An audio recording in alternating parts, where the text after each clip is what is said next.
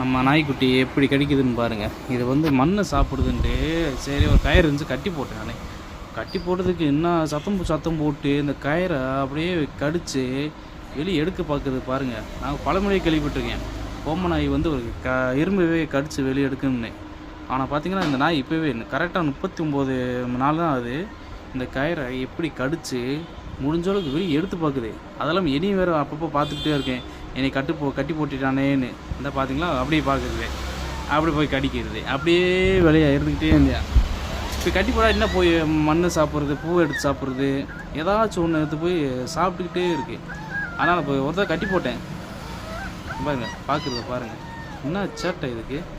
பால் ஊற்றுனா சாப்பிட்றது இல்லை, சரி தயிராக சாப்பிட்றதுனா சாப்பிட்றது இல்லை. போய் மண்ணை போய் சாப்பிட்டா.